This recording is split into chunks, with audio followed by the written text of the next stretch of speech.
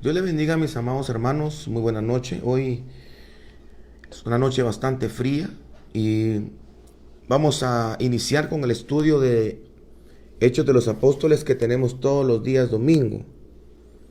Vea que a medida que nos estamos adentrando en el estudio del libro de Hechos y cada capítulo que hemos estado recorriendo, meditando, tratando de sacar algunas enseñanzas vitales para nuestra vida espiritual y para tener un mejor, ¿qué le dijera yo? Para tener una mejor perspectiva de lo que es el Evangelio y cómo la iglesia de este tiempo está de alguna manera viviendo.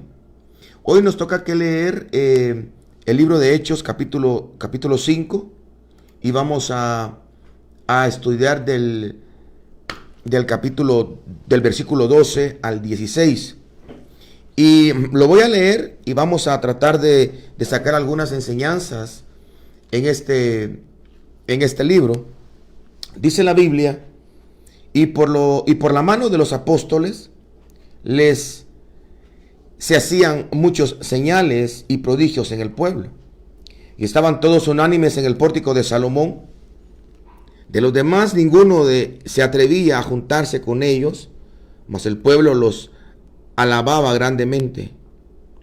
Y los que creían en el Señor aumentaban más, gran número así de hombres como de mujeres, tanto que sacaban los enfermos de las calles y los ponían en camas y lechos, para que al pasar Pedro, a lo menos su sombra cayese sobre alguno de ellos.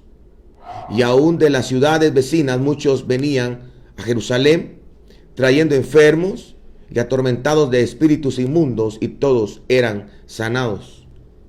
Ahora voy a tratar de leer los últimos versículos, porque prácticamente este pasaje encierra algo que parece increíble.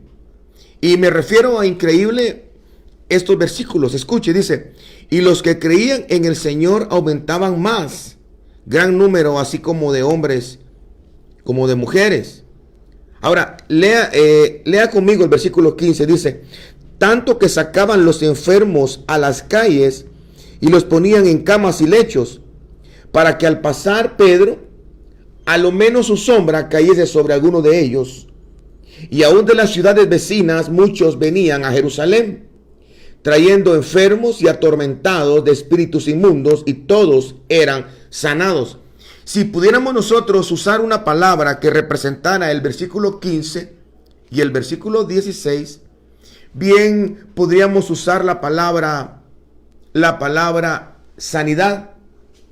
Y es que en el versículo 15 y 16 del capítulo 5, lo que se muestra o lo que se puede rescatar de estos versículos es la capacidad que tenía el Evangelio, la capacidad que tiene el Evangelio y la capacidad que tendrá el Evangelio de Jesucristo para traer sanidad. Esto a mí me recuerda no sé si usted se recuerda del libro de Jeremías capítulo 30 versículo 17, dice: mas yo haré venir sanidad sobre ti y sanaré tus heridas, dice Jehová, porque desechada te llamaron, diciendo: esta es Sión, de la que nadie se acordaba. Y cuando hablamos de Sión estamos hablando de la iglesia, y cuando hablamos de la iglesia estamos hablando de un montón de personas que no están sanas, o mejor dicho, que están en proceso de sanidad. Ahora, ¿por qué digo esto? Porque Jesucristo dijo en varias ocasiones, Jesucristo dijo que Él no había venido por los sanos, porque los sanos no tienen necesidad de médicos, sino los enfermos. Es decir, que si hay alguna palabra que nos represente a nosotros como pueblo de Dios, porque aquí están hablando de Sión. Jeremías 30, 17 habla de una Sión que está enferma. Eso no lo digo yo, lo dice la Biblia. Y Sión es una representación de la iglesia.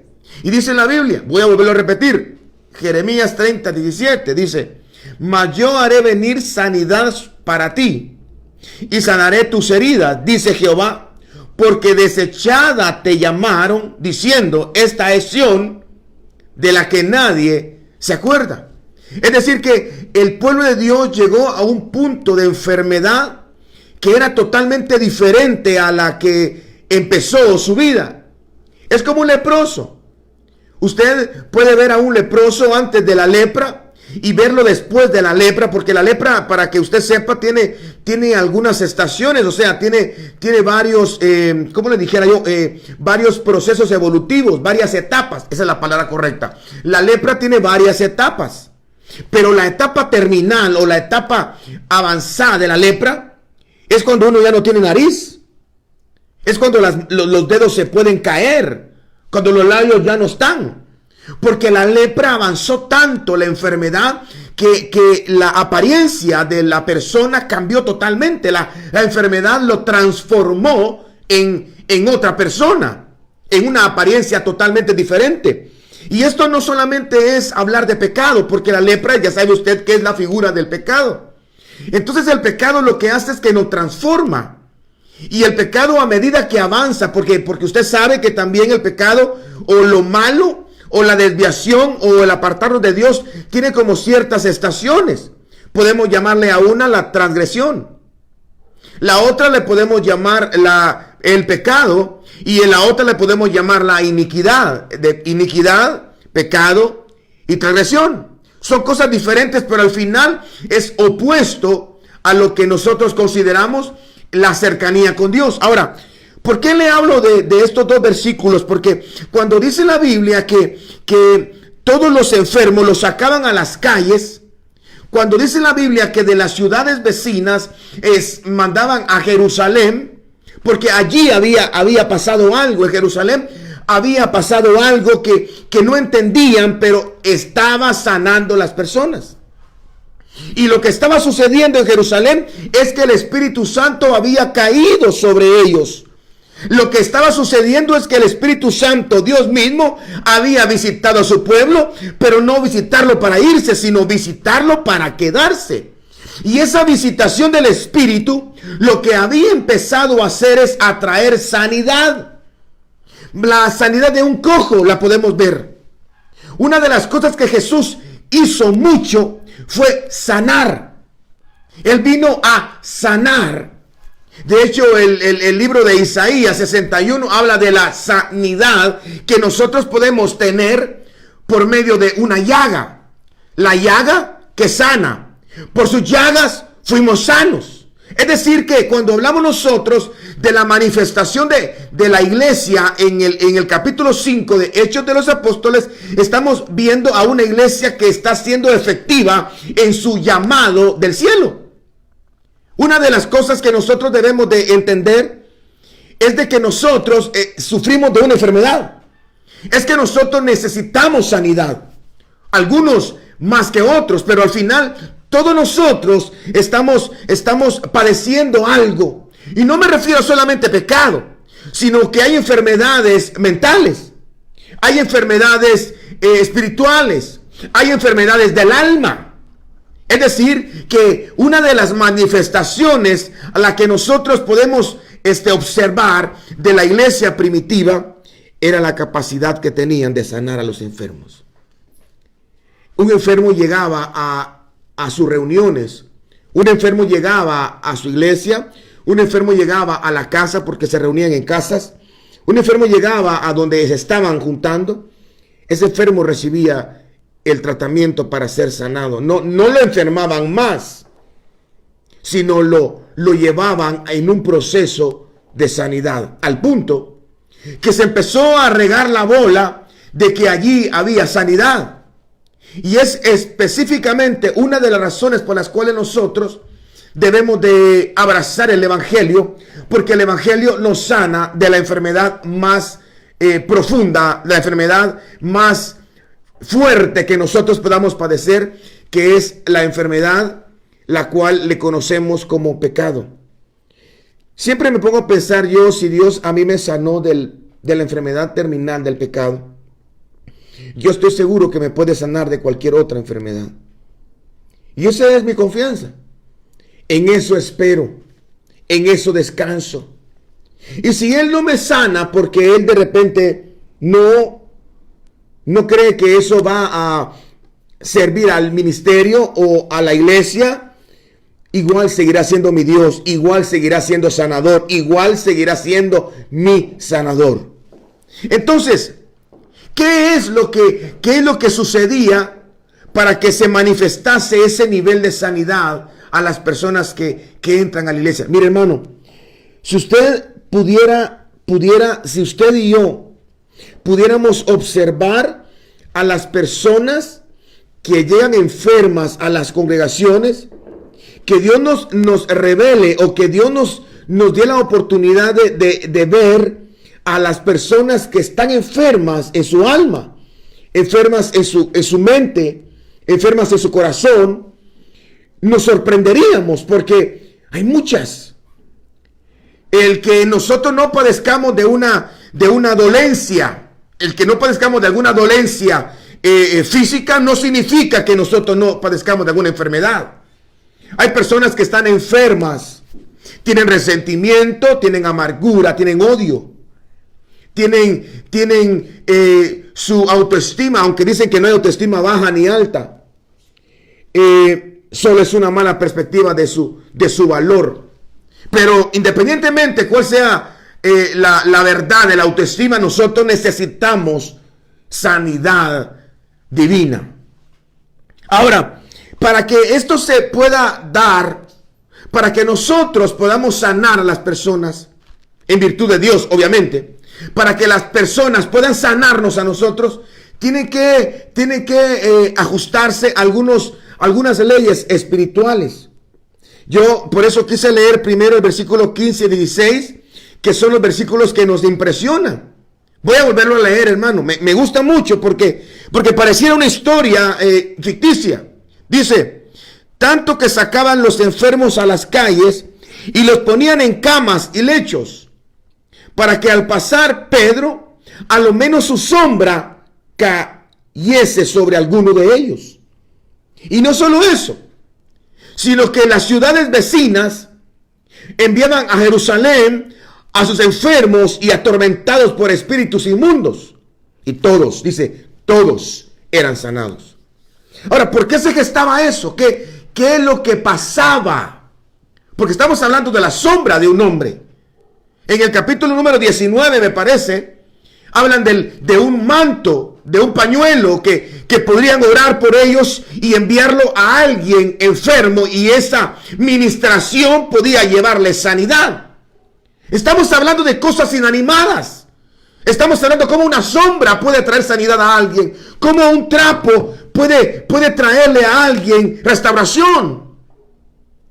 Son cosas que impresionan, pero la razón está escondida en el versículo número 12. Mire, dice, por la mano de los apóstoles se hacían muchas señales, prodigios en el pueblo, y estaban todos unánimes en el pórtico de Salomón. Número 1, porque había ese poder incalculable en el pueblo de Dios al principio. Porque había un fluir y un mover impresionante del Espíritu en ellos. Y lo vemos reflejado en el liderazgo. Dice la Biblia, y por la mano, oiga, por la mano de los apóstoles se hacían muchas señales. Ahora, eso me recuerda a mí al capítulo número 16 del libro de Marcos. ¿Se recuerda usted? En el libro de Marcos, en el capítulo 16 dice, y estas señales seguirán a los que creen. Entonces, las señales de los milagros apostólicos, la señal de las coberturas, era una evidencia de la fe que ellos ejercían y tenían. Pero no era una fe que solamente la mostraban con una predicación o con una palabra, decir yo creo, sino su vida, su caminar, sus direcciones, sus consejos, sus mandatos estaban relacionados estrictamente con una fe. No hay nada más triste que ver a un líder que no crea en Dios. No hay nada más triste que ver a alguien que nos está guiando sin tener la convicción, sin tener la fe, para poder guiarnos hacia un lugar seguro. Por eso dice la Biblia que por la mano de los apóstoles se hacían muchas señales. Y la Biblia dice en Marcos capítulo 16, versículo 17, que las señales siguen a los que creen. Entonces, lo que estaba pasando aquí en la iglesia primitiva, lo que estaba sucediendo es de que las cabezas estaban asentadas con Dios. Es decir, que la unción, dice el libro de Salmo capítulo 133, dice que la unción cae sobre la cabeza de Aarón. Cae sobre la cabeza. Y dice que baja, es decir que desde arriba, desde las coberturas, se debe de manifestar algo que se llama fe y confianza en Dios. Cuando una persona se deja pastorear, se deja guiar, se deja aconsejar, se deja guiar por alguien que le cree a Dios, va a ir a un puerto seguro. Porque dice la Biblia que por fe y por medio de la fe es que nosotros debemos vivir. Así dice la Biblia.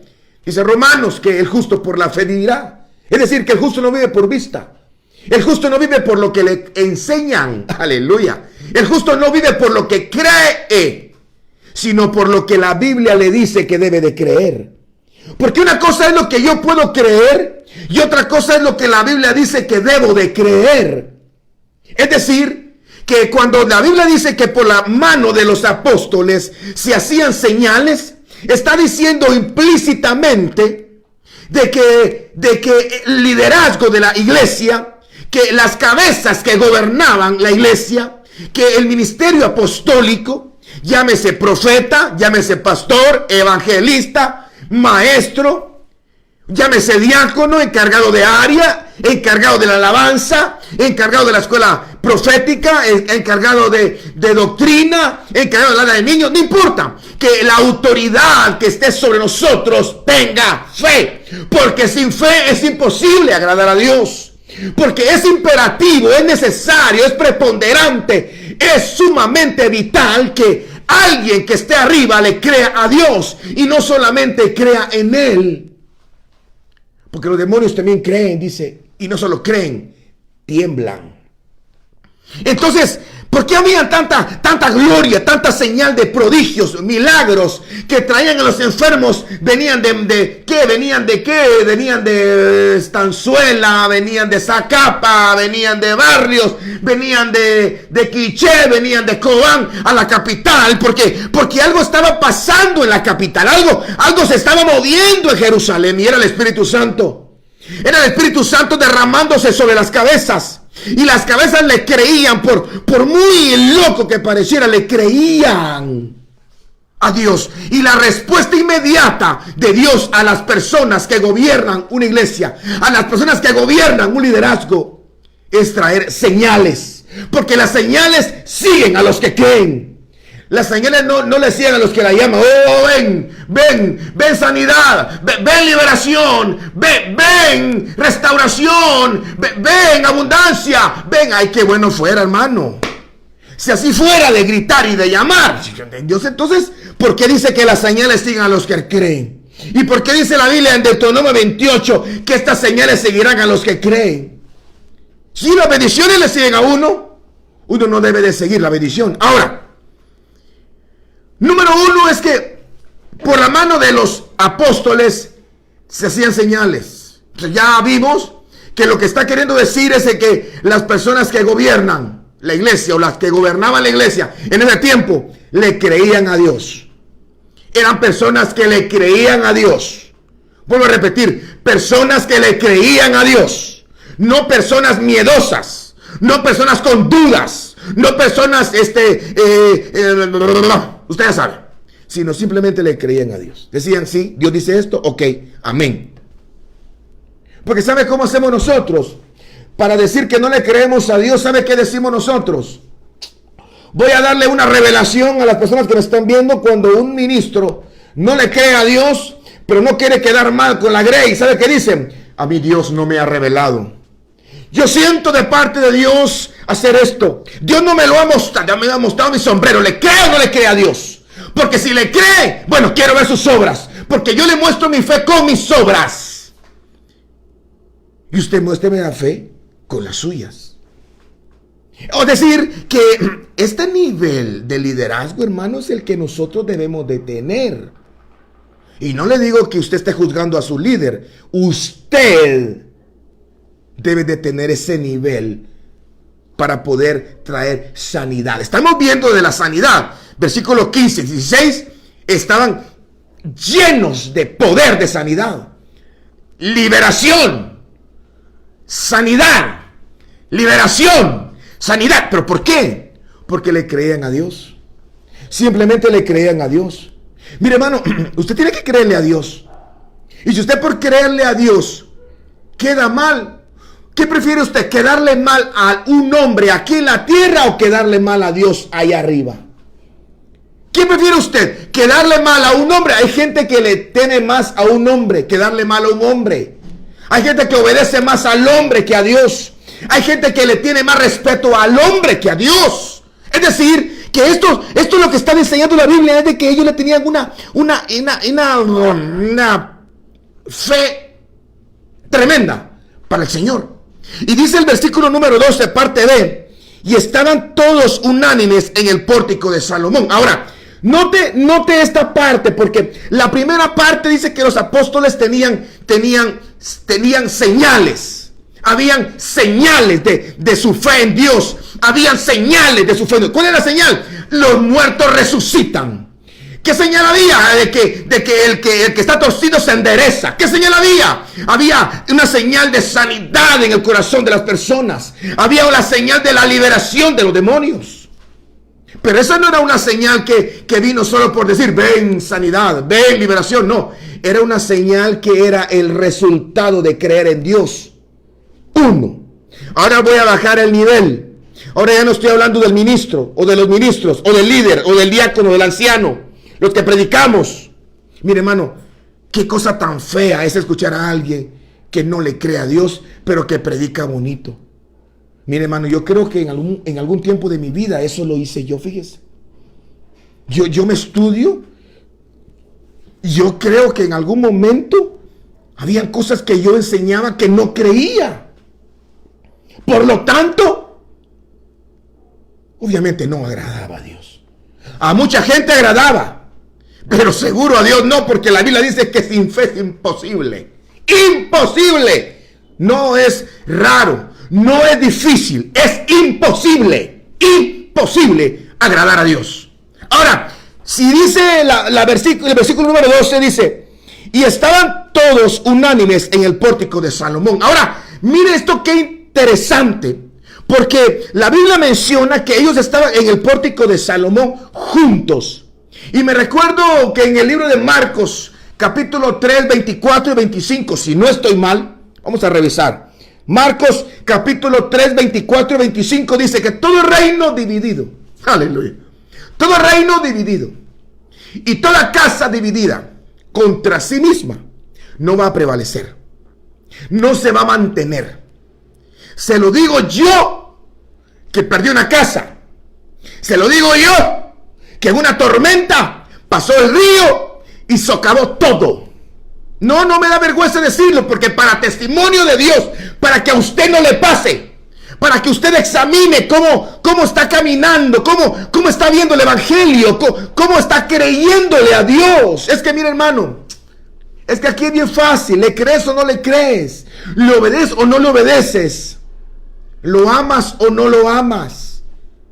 No hay medias tintas. O somos o no somos.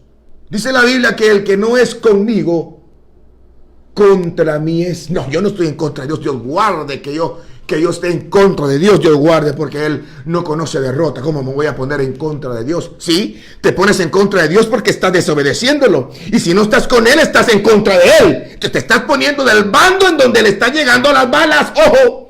Te estás poniendo del bando en donde llegan los cohetes, las bombas y los morteros. Mejorarte de este lado. Sí, claro que de este lado no te va a ir tan bien. Pero aquí te van a proteger. Aleluya. Aquí te van a sanar. Aquí te van a ayudar. Aquí te van a restaurar. Si te fracturas, te caes, seguramente aquí no mueres. allá vas a morir, de este lado solo duermes, aleluya, de este lado no hay muerte, la muerte salió corriendo, la echaron de este lado. Ok, dice que estaban unánimes, pero lo impresionante dice que estaban en el pórtico de Salomón. Ahora, si usted lee el contexto del capítulo 5, lee el capítulo 4, el capítulo 3, está viendo de que la iglesia ya venía de una amenaza del Sanedrín. Había venido de una cárcel Pedro. Habían estado encarcelados por predicar a Jesucristo, o mejor dicho, por predicar la resurrección de los muertos en Jesucristo. Los habían amenazado, pues, les habían dicho que ya no hablaran de Jesucristo, que enseñaran lo que quisieran, pero de ese nombre ni se mencionara, por favor. Es decir, ellos venían de una situación de gloria, pero inmediatamente después de la situación de gloria vino una situación de sufrimiento, de opresión, de dolor. Por eso la gente, cuando le va bien y de repente le va mal, siente la muerte. Al menos yo sí la sentí, hermano. Después de estar en un castillo en el aire, aleluya. Después de estar cabalgando en las nubes y estar ahí construyendo una mi mansión celestial, ¿qué cree? Pero eso no es raro. Dice como que si alguna cosa extraña os aconteciese, no, hombre. Si es que te va a ir de la tostada solo porque eres en Cristo. Tienes al mundo como enemigo, tienes a Satanás, que el Señor lo reprenda, como enemigo, y tienes a tu propia carne. Es decir, que no, hombre, si la cosa no está tan fácil. Pero algo sí es cierto. Ellos prevalecían, ellos se mantuvieron, a pesar que tenían viento en contra, a pesar que había enfermedad, a pesar que había rebeldía, a pesar que había amenaza, había cárcel, había muerte, a pesar que había dificultades, se mantuvieron levantados y erguidos por dos razones. La primera es porque los líderes creían. Y cuando los líderes creen, las ovejas también creen. Cuando el líder le cree a Dios, las ovejas le creen a Dios. Porque uno se va a multiplicar según su género. Y usted dirá, sí, pero ¿cómo se va a multiplicar una oveja con el pastor? Bueno, esa es la enseñanza, la semilla que está tirando él se llama no creer en Dios o duda. Y se va a reproducir eso que está tirando, porque es una semilla. Eso es lo que dice la Biblia. La Biblia dice que en Mateo capítulo 13 que el sembrador se lo dio sembrar, dice. Sí, se lo dio sembrar. Y la semilla cayó, pum, pum, y cada semilla tenía que dar fruto. Es decir, si se nos está enseñando a creer en Dios, a pesar de que no mires nada, si nos está enseñando a creer en Dios, aunque la situación sea difícil, si se está enseñando a creer en Dios, a pesar de que es lo contrario, va a dar fruto la fe. Porque ¿sabe qué dice la Biblia? Que tenemos esta fe tan preciosa, que esta fe nuestra es la que vence al mundo. Entonces, número uno, el líder debe de creer. Y si el líder cree, todos los que estamos abajo creemos. Número dos, dice la Biblia, perdón hermanos, perdón. Dice la Biblia que, dice la Biblia que estaban juntos, estaban unánimes. Y era porque ellos habían encontrado su identidad en creer en Dios. Cuando una persona le cree a Dios, va a hacer clic con otra que le cree. Y cuando hayan dos, va a hacer otro clic. Y cuando mire, es un gran grupo de los que creen en Dios. Y venga lo que venga, van a prevalecer. Porque la Biblia dice que una casa dividida contra sí misma no prevalece. Número 13. De los demás... y estaban juntos en el pórtico de Salomón. Y es que esto es lo que quería mencionarle. Estaban expuestos, es decir, que ellos no se escondieron. Hermano, cuando uno cree en Dios, cuando uno encuentra en Dios la respuesta, la ayuda, cuando uno encuentra en Dios eso que está buscando, eso que necesita, sea lo que sea, el consuelo, la fortaleza, la esperanza, la visión, el perdón, la misericordia, la restauración, la sanidad, la restitución, todo eso lo encuentra en Dios.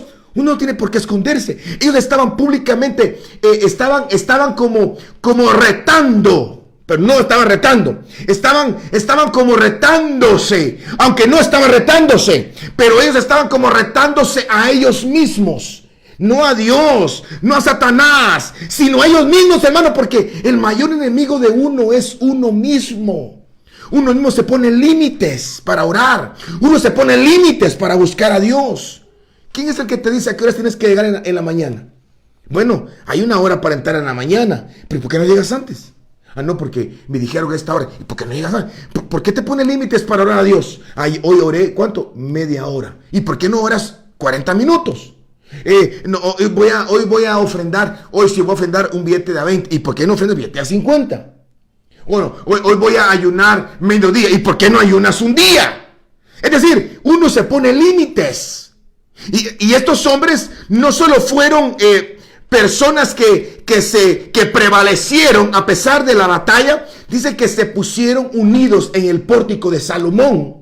Como diciéndole al mundo, no nos importa, nosotros creemos en Dios, nosotros vamos a predicar la palabra, nosotros vamos a predicar la resurrección de Jesucristo, nosotros creemos que Dios restaura, creemos que Dios sana, creemos que Dios liberta al cautivo, que Dios perdona, que Dios saca del polvo al pobre y saca al menesteroso del muladar, que Dios levanta a la prostituta, al alcohólico, al drogadicto, que Dios puede restaurar al satánico, puede sacar a la lesbiana de su lugar. Es decir, ellos no estaban escondidos, ellos públicamente estaban en el pórtico de Salomón, obviamente arriesgándose a que la oposición o la batalla fuera peor.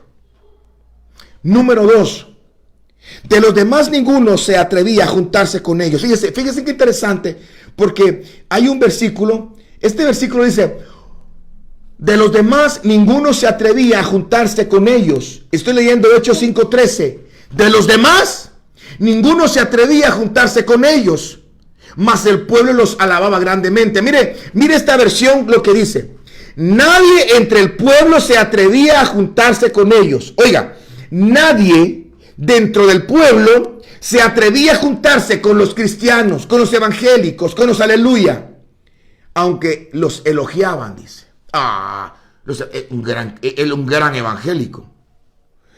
Esta es una gran hermana, tan linda la hermana, es cristiana, es evangélica, es diaconisa. ¿Y por qué no se le pegan? Y no que es tan usada por Dios, y no que es tan importante, tan grande en la fe, una mujer de ayuno, ¿y por qué no se le pega? Este es un hombre que siempre lo admiré, porque este es un anciano que desde pequeño, ¿y por qué no se le pega? ¿Sabe por qué a veces no se acercan a nosotros? ¿O por qué nosotros no nos acercamos a la gente que tiene de Dios? Estos hombres tenían de Dios, hermano. Estos hombres eran los que estaban liberando, pues. Estos hombres eran los que estaban liberando a los endemoniados, estaban sanando a los enfermos. Estos hombres tenían de Dios. Hombres que le creían a Dios. Mujeres que le creían, porque así dice, mujeres que le creían a Dios. Hombres que realmente habían pagado el precio de la fe y estaban buscando agradar a Dios. ¿Y por qué no se le pegaban a ellos? Era como se recuerda usted de Herodes. Cuando Herodes escuchaba a Juan el Bautista.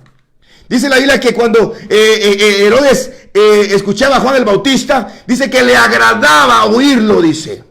A Herodes le gustaba oír a Juan el Bautista, pero no lo quería cerca. Eso no lo digo yo, lo dice la Biblia, léalo. Es decir, que hay personas que o nosotros mismos decimos, esto es un gran cristiano, ¿y por qué no lo busca? ¿Por qué no lo llama? ¿Por qué no se le acerca en Facebook? ¿Por qué no le envía mensajes? ¿Por qué no le dice, hermano, cuando usted estudie, estudiemos juntos? ¿Por qué no lo hace? ¿Sabe por qué? Por dos razones le voy a decir por qué no lo hace. Por dos razones le voy a decir por qué no lo hace. Por dos razones le voy a decir por qué no lo hace. Por dos razones le voy a decir por qué no lo hago y no lo hace usted. Por dos razones. La primera es porque miramos lo que comúnmente le llamamos sus pies de barro. No me escuchó. Ok, te lo voy a decir mejor.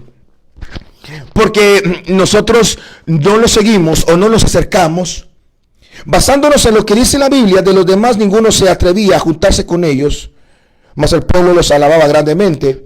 Y en esta versión dice: Nadie entre el pueblo se atrevía a juntarse con ellos, aunque los elogiaban. Ahora, ¿sabe por qué?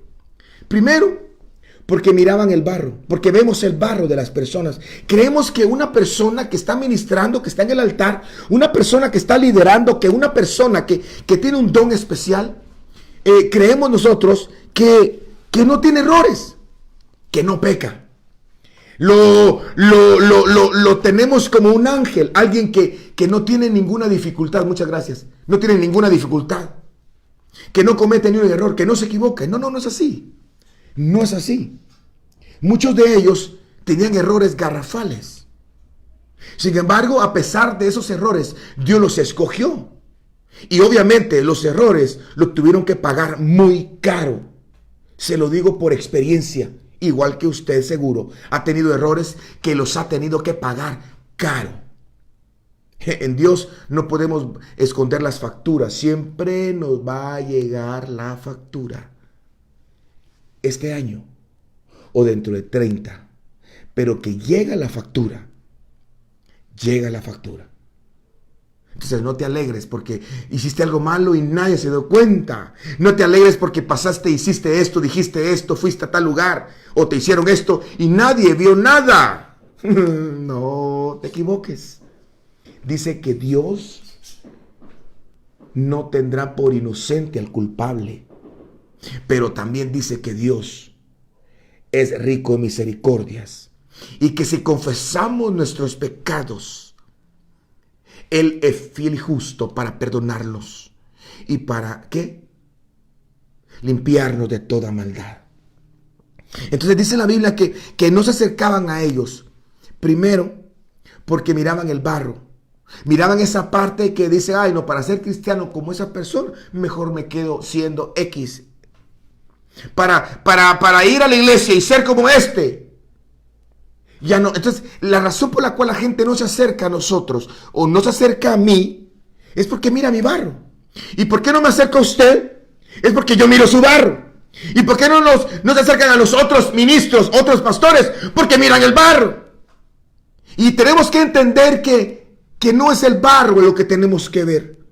Lo que tenemos que ver del hombre es a Dios, es a Jesucristo. Y a Jesucristo resucitado en nuestras vidas. Esto es importante, hermanos, porque dice la Biblia que muchos de ellos no se juntaban con ellos, no se juntaban.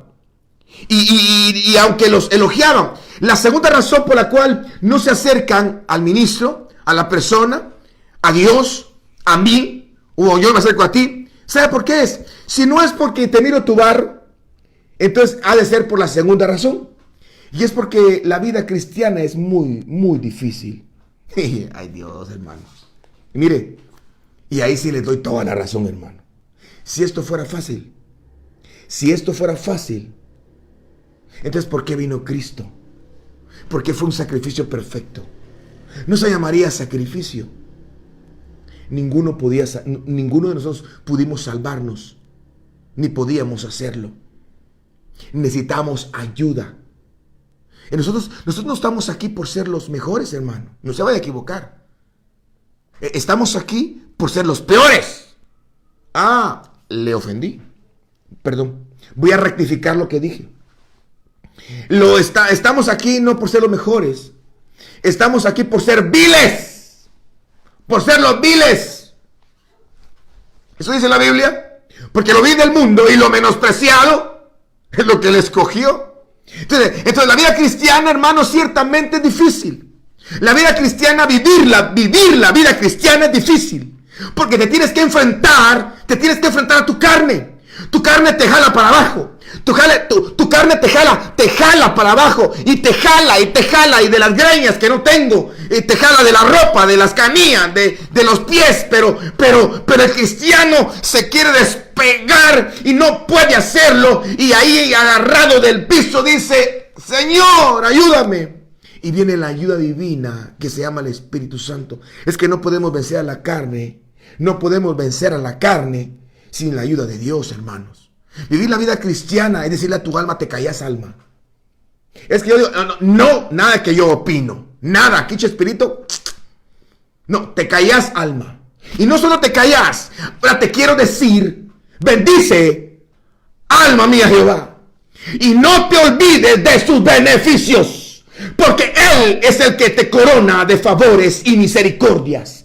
Él, alma mía, es el que hizo esto y esto. Es decir, que vivir la vida cristiana no solamente compromete tu carne, tu alma, sino que le da mantenimiento a tu espíritu. Hermano, darle mantenimiento al espíritu, ¿sabes qué es? ¿Sabes por qué la gente fracasa?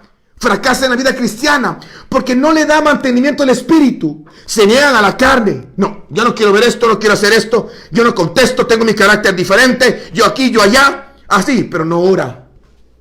Y eso es no darle mantenimiento al espíritu. Si lo que a ti te une a Dios no es tu alma, lo que te une a Dios no es tu cuerpo, lo que te une a Dios es tu espíritu.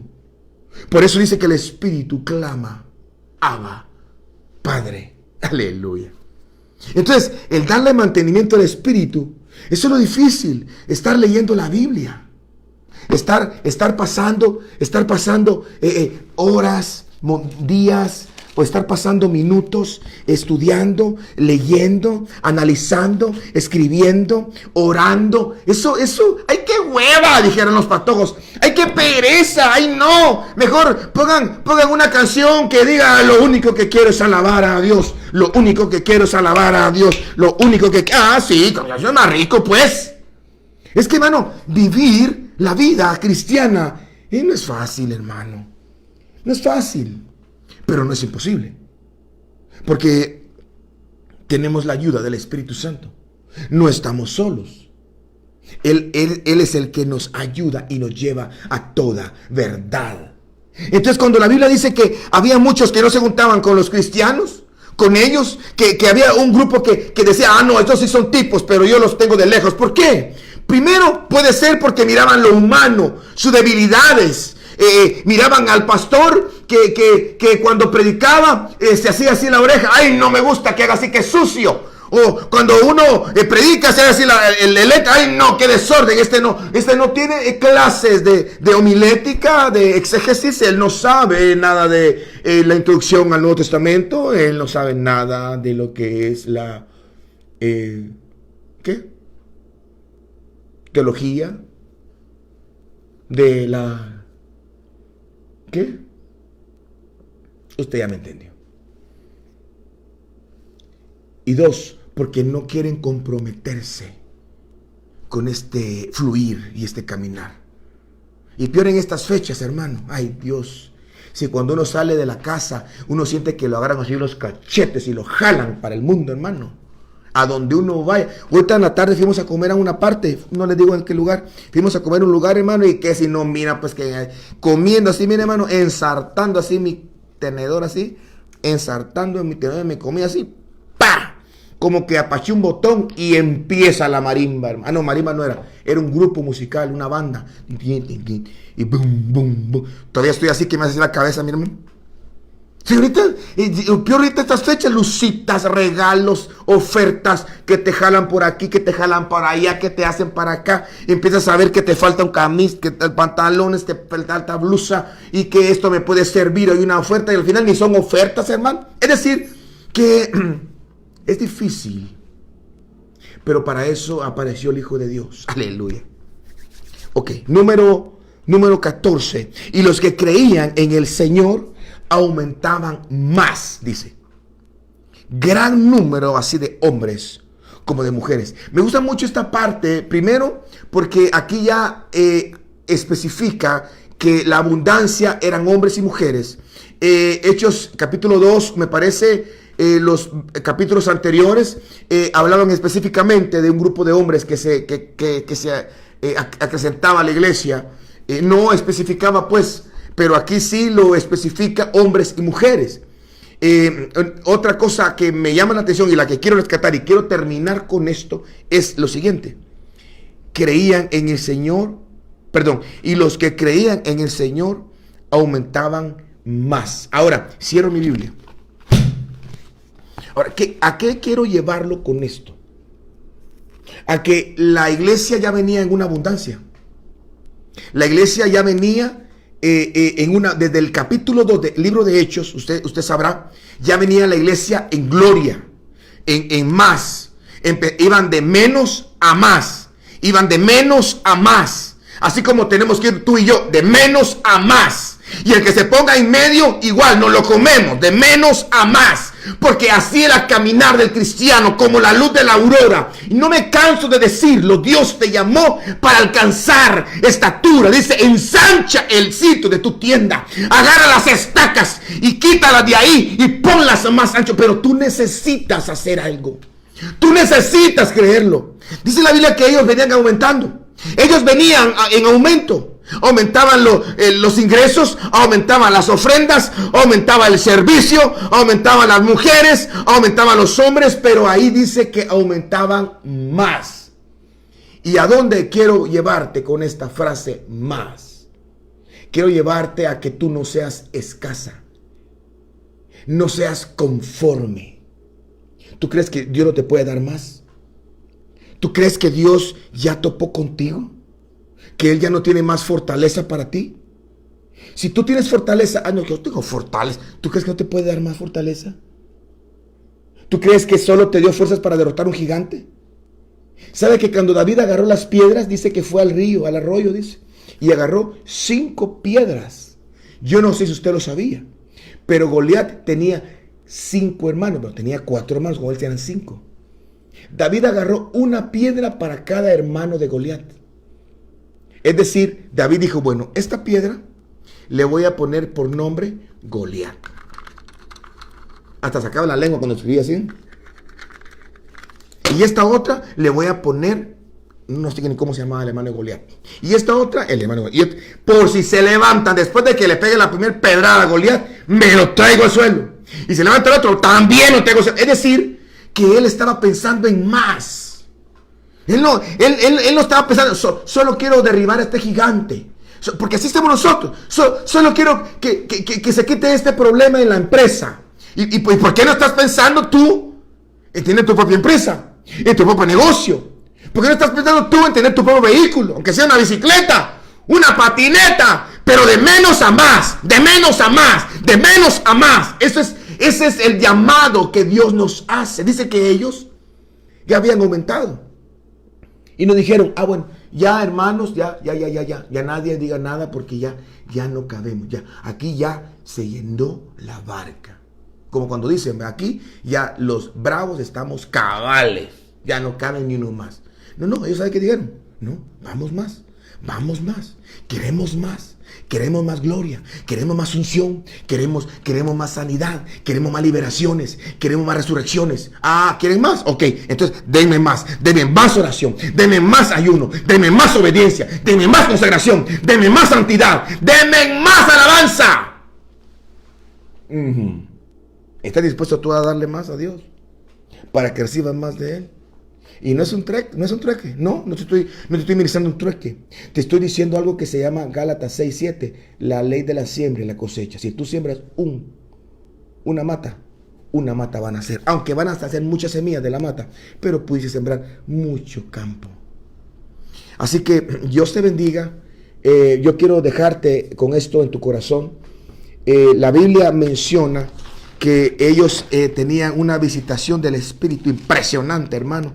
Pero dice el versículo 12 del capítulo 5, porque los líderes tenían fe, le creían, porque la Biblia dice que sin fe es imposible agradar a Dios y que las señales siguen a los que creen. Número 2, ellos estaban juntos en el pórtico de Salomón, después de que habían sido amedrentados, después de que habían sido amenazados, incluso después que habían caído, pues si usted quiere llamarlo así, después de que pecó en la persona, después de que hizo lo equivocado, después de que se arrastró en lo que sea, pidió perdón, se reconcilió con Dios, se humilló.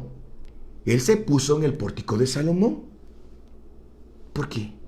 Si Dios es el que justifica. Hace unos días yo puse una imagen que decía que no hay que juzgar. Y la gente dice, me preguntaron que por qué, a quién se la estaba tirando. Me dice, ¿usted a quién se la está tirando?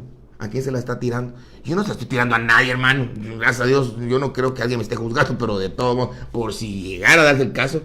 Pero yo lo digo por mí, hermano. A veces es bien fácil juzgar a alguien por la ropa, por el peinado. por el color de su piel, por sus cicatrices, por sus tatuajes, por sus dientes. Es fácil juzgarla. Si una persona tiene el ojito desviado, este es loco. ¿Por qué loco? Porque un ojo mira para allá y el otro para allá. Este debe ser chiflado. Pues no, hermano, tiene una enfermedad. Camina mal. A este una bala le pegaron por andar ahí seguramente delinquiendo. No, hermano, se fracturó. Un carro se lo pasó llevando y le pusieron un tornillo, se lo pusieron mal. Es decir, a veces nosotros tomamos algunas actitudes que seguramente a Dios no le agradan. Pero, ¿por qué le estoy diciendo esto? Recuerden usted, no sé, hermano, pero todo por el mismo precio. Esto se la dejo ir así como un consejo de su hermano Julio González. Número 13, versículo 13. Los demás ninguno se atrevía a juntarse con ellos. ¿Por qué no se junta con la gente uno que es espiritual? Primero porque le mira los barros y no cree que lleve. No, este no es espiritual. Este no creo que yo lo use. ¿Por qué? Porque mira lo que está haciendo. No, este no es de Dios. Hermano, todos los hombres de la Biblia, todos han tenido unas cosas impresionantes en su vida. 2, porque es difícil, es complicado meterse con los cristianos, con los siervos, hay máxime con los encargados de área, con los líderes, porque eso solo Biblia son y vamos a orar y no nos puede hablar de otra cosa que de la Biblia y no, por eso mejor lejitos. Versículo 13. Versículo 14, los que creían se multiplicaban y eso nos enseña a que iban de menos a más. Versículos para estudiar para el próximo domingo, capítulo 5, versículo del 17 al 42.